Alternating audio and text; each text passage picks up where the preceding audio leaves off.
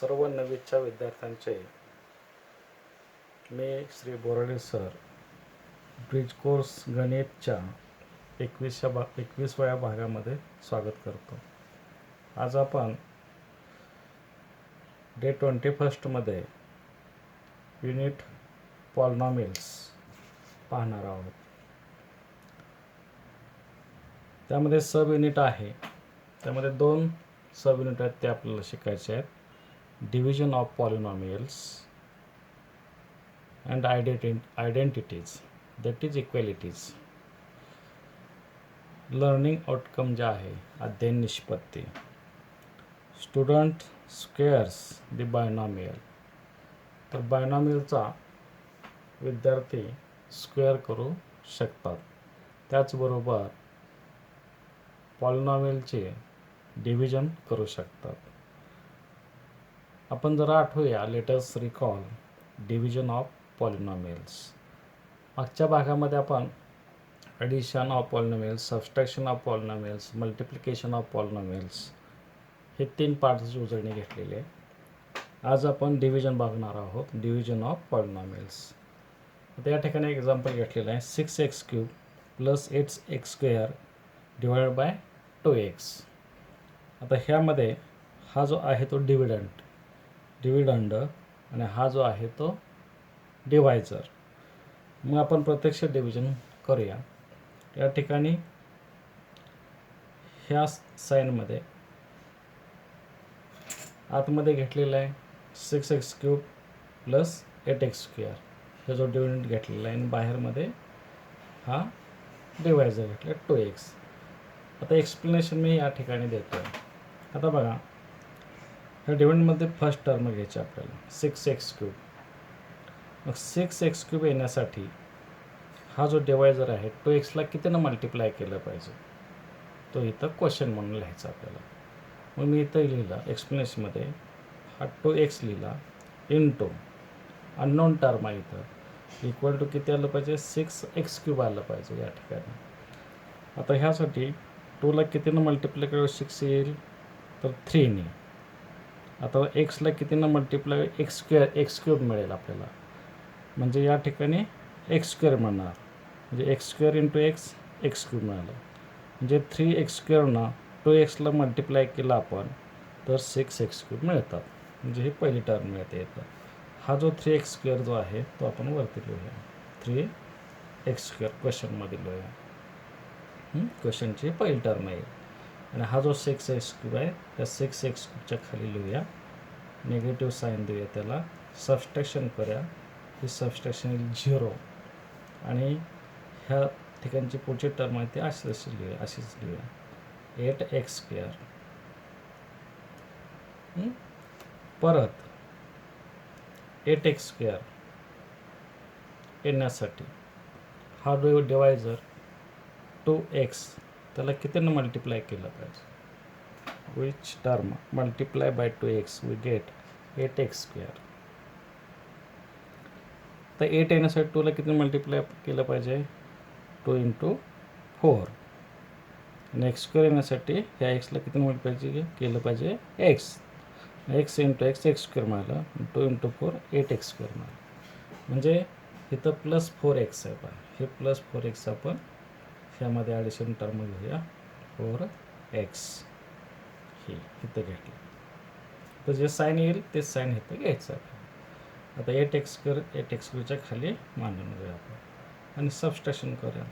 Subtraction केली की reminder किती येईल, 0 येईल या ठिकाणी. मग इथं क्वेश्चन मिळाला आपल्याला.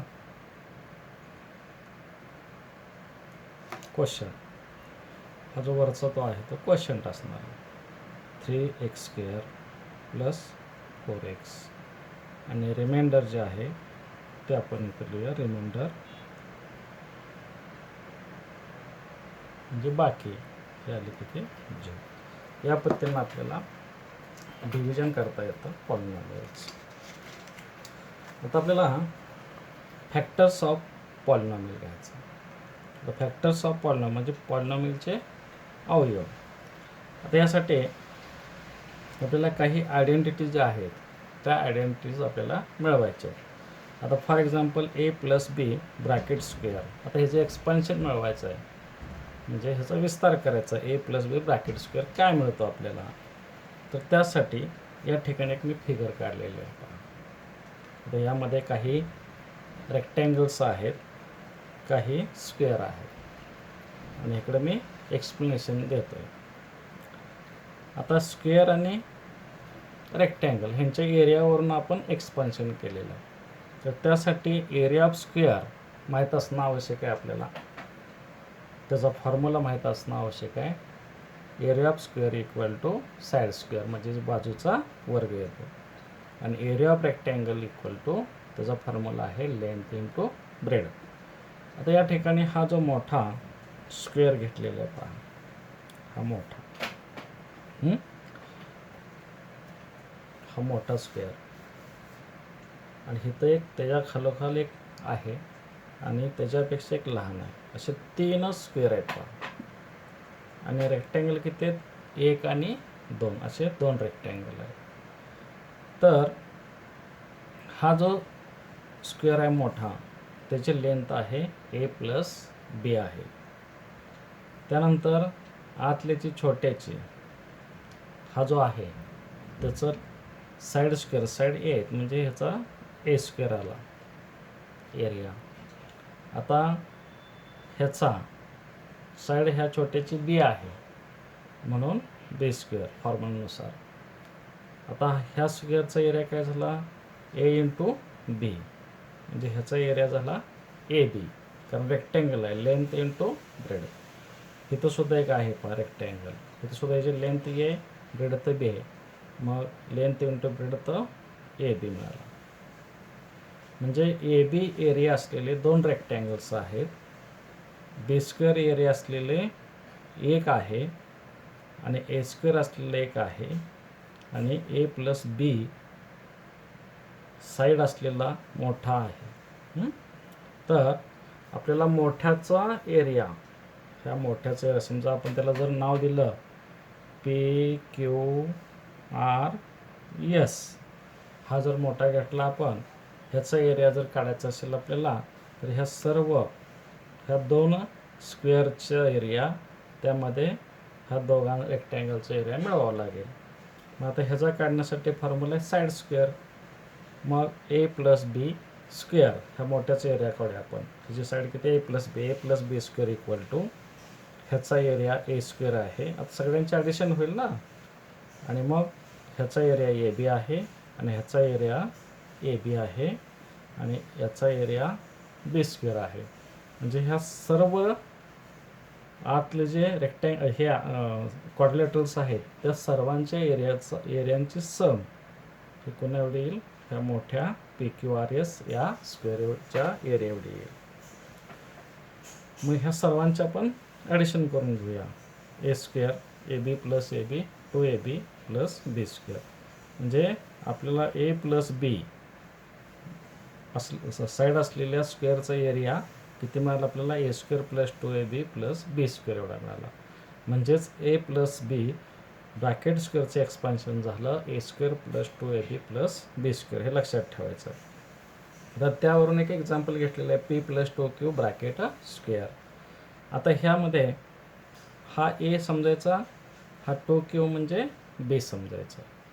मग ए स्क्वेअर म्हणजे पी स्क्वेअर प्लस 2, ए म्हणजे पी आणि बी म्हणजे 2q, त्या ठिकाणी 2q आलं. आता प्लस बी स्क्वेअर, बी म्हणजे 2q त्याचा स्क्वेअर. ह्या फॉर्म्युला जरी व्हॅल्यू टाकली आपण, तर आपल्याला त्याचं एक्सपान्शन मिळतं. हे आलं पी स्क्वेअर, हे आलं 2 × 2 4 पी क्यू आलं, आणि plus 2q square 4q square, हे त्याचं आन्सर आहे.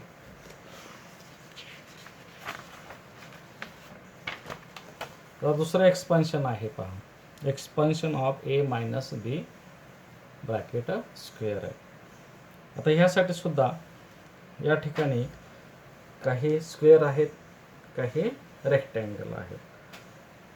आता बघा ह्याच्यामध्ये हा जो मोठा काढलेला आहे, हा मोठा जो स्क्वेअर आहे, तो त्याचा त्याची लेंथ आपण ए घेतलेली आहे. बघा साईड इथून इथंपर्यंत ए घेतलेले आहे. आणि हा जो आहे रेक्टँगल त्याचे विड्थ बी आहे आणि साईड किती असणार आहे, ए असणार आहे. हां, त्यामुळं आता हा जो स्क्वेअर आहे रेडने दाखवलेला, त्याची लेंथ होईल इथून इथंपर्यंत ए आहे आणि त्यातून एवढा मायनस करायचा आहे, म्हणजे ए मायनस बी ह्याचे लेंथ झाली. ए मायनस बी ह्या स्क्वेअरची लेंथ झाली.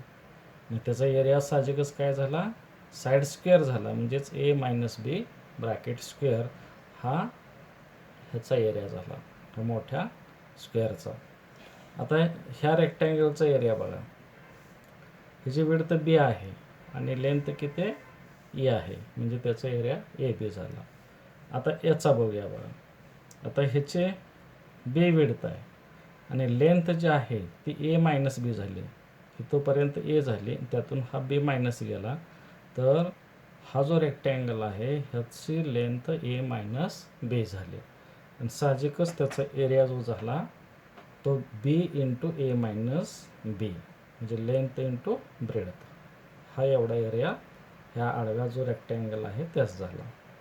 आता बघूया आपण सगळ्यात मोठा जो आहे त्याचा एरिया, त्याची लेंथ आहे ए, त्याचा स्क्वेअर, मग त्याचा एरिया इक्वल टू ह्याचा एरिया प्लस ह्याचा एरिया प्लस ह्याचा एरिया. मग आता ए स्क्वेअर ह्या मोठ्यात झाला ए स्क्वेअर, त्यानंतर ह्या छोट्यात झाला काय, आता ह्या सगळ्या तिघांची ॲडिशन होईल, याची आणि याची. मग a minus b square plus ह्याची आहे ए बी आणि ह्याची आहे, ह्याचा एरिया आहे बी न ब्रॅकेट ए मायनस बी, म्हणजे बी इंटू ए मायनस बी झाला. आता हे सगळे ॲडिशन घेतली ह्या क्वाड्रिलेटरलची सगळ्या. मग a minus b bracket square plus a b. आता हे सॉल्व करूया. Bracket b into a b plus into minus minus b into b b square झालं. मग a minus b bracket square plus 2ab minus b square, हे plus a b minus plus a b 2ab झाले. आता काय करूया आपण, हे फक्त इकडं ठेवूया आणि बाकी हे दोन आहेत टर्म्स त्या लेफ्ट साईडला घेऊया. मग ए स्क्वेअर मायनस हे प्लस 2ab लेफ्ट साईडला नंतर मायनस 2ab होईल, प्लस मायनस बी स्क्वेअर इकडे आणल्यानंतर लेफ्ट साईडला ट्रान्सफर झाल्यानंतर साईन चेंज होतं, प्लस बी स्क्वेअर झालं आणि equal to a minus b square. That is a minus b square equal to a square minus 2ab plus b square, हे ह्याचं expansion झालं. हे a minus b bracket square ह्याचं expansion a square minus 2ab plus b square झालं. आता इथं example आहे पहा. आता एक एक्झाम्पल घेतले आपण, ब्रॅकेटमध्ये 2m minus 5n bracket square. आता ह्याचा स्क्वेअर करायचा आपल्याला, तर हा या ठिकाणी आपण यूज करू शकतो. आता कसं बघा, आता ए म्हणजे 2m आणि बी म्हणजे 5n. सायन्सचा विचार करायचा नाही, तर फक्त बी म्हणजे 5nचा विचार करायचा. मग आता बघा, a square 2m square minus 2 into a means 2m, a means 2m, b means 5n plus b square म्हणजे 5nचा स्क्वेअर.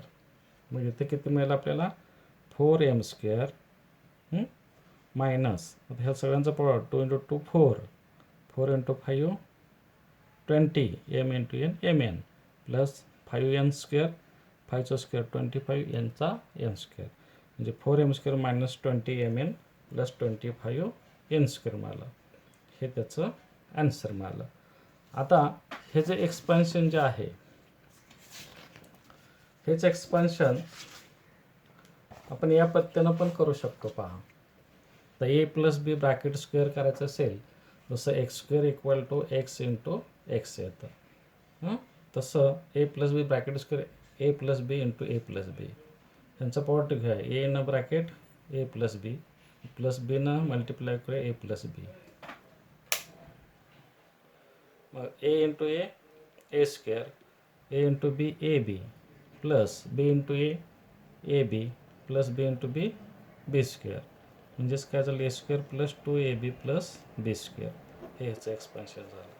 आता याच पद्धतीने ह्याचं पण करू शकतो आपण a minus b into a minus b multiply करत जाऊया ना पहिल्या टर्मला a into a square a into minus b minus a b परत मायनस बीने याला minus a b minus into minus plus b square म्हणजे a square minus 2ab plus b square हे झालं ह्याचं एक्सपान्शन. आता ह्या ज्या आहेत त्या आयडेंटिटीज आहेत म्हणजे इक्वॅलिटीज आहे म्हणजे ह्याचा आन्सर आणि ह्याचा आन्सर सेम येतं हे इक्वॅलिटीज आहेत. तर ह्या तुम्ही पाठ करून ठेवायच्या आणि त्याचा वापर एक्झाम्पल सॉल्व करण्यामध्ये घ्यायचा आहे. आता आपण पाहूया exercise solve the following examples. आता इथं डिव्हिजन दिलेले आहे इथं एक्स प्लस वाय स्क्वेअर दिलेला आहे आणि पे मायनस वाय पे मायनस क्यू स्क्वेअर घेतलेला आहे त्याचं एक्सपान्शन करायचं. तर पहिल्यांदा आपण डिव्हिजन घेऊया. आता हे जे डिव्हिजन आहे ते ह्याच्या आतमध्ये लिहूया 15y⁴ plus 10y³ minus 5y square आणि 5y स्क्वेअर जे आहे ते आपण इकडे लिहूया. आता एक्सप्लेनेशनमध्ये ह्या साईडला काय करायचं आपण काय करायचं आता पहिली टर्म 15y⁴ आला पाहिजे. 15y⁴ येण्यासाठी हा जो डिवायझर आहे 5y स्क्वेअरला कितीनं मल्टिप्लाय करायचं ते शोधायचं आपल्याला. चला बघूया आपण. आता इथं 15 आहे इथं 5ला किती मल्टिप्लाय केल्यानंतर 15 येईल 3 5 3 15 झालं. आता y⁴ आहे तर वाय स्क्वेअरला कितीनं मल्टिप्लाय करावं लागेल तर वाय स्क्वेअरनं करावं लागेल. कितीनं करावं लागेल वाय स्क्वेअरने. वाय स्क्वेअरने केलं तर या ठिकाणी 3y² इंटू 5y² 15y⁴ येईल. आता हे जे आहे ते क्वेश्चनमध्ये आपण पहिली टर्म म्हणून घेऊया प्लस 3y² आहे. आता इथं हे 15y² इथं लिहूया y⁴ लिहूया मायनस करायचं आहे तर 0 येईल. बाकीच्या टर्म आहे तशाच लिहूया आपण मायनस 5y². आता या ठिकाणी 10y³ मिळाला पाहिजे आपल्याला 10y³ मिळाला पाहिजे. त्यासाठी हा डिवायझर आहे 5y² कितीनं मल्टिप्लाय करायचं ते शोधायचं. बघा आता 5 इंटू किती 10 होईल तर 2 येईल 5 2 10. आता y³ मिळण्यासाठी y² कितीनं मल्टिप्लाय करायला लागेल वायनं करायला तर y² इंटू y³ येईल 5 2 10 y³ मिळाले म्हणजे प्लस 2y क्वेश्चनची सेकंड टर्म प्लस 2y. मग हे जे 10y³ आहेत ह्याच्या खाली लिहूया आपण सबस्ट्रॅक्शन करू 0 येईल मायनस 5y² आले. आता परत आता मायनस 5y² येण्यासाठी ह्या 5y² कितीनं मल्टिप्लाय केलं पाहिजे ते शोधा. तो क्वेश्चनची थर्ड टर्म येईल. मग बघा इथं निगेटिव्ह 5 आलं म्हणजे ह्या 5ला कितीनं मल्टिप्लाय निगेटिव्ह 5 येण्यासाठी तर -1ने मल्टिप्लाय करायचं. 5 इंटू -1 -5 मिळालं. आता हा y² y² कितीनं मल्टिप्लाय करायचं 1ने करायला लागणार आहे म्हणजे फक्त आलं 5y² इंटू -1 -5y² म्हणजे -1 जी आली ती थर्ड टर्म आली क्वेश्चनची.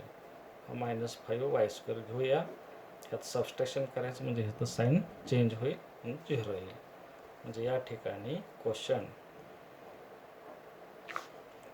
किती मिळाला आपल्याला 3y² प्लस 2y मायनस 1 आणि रिमाइंडर किती मिळाली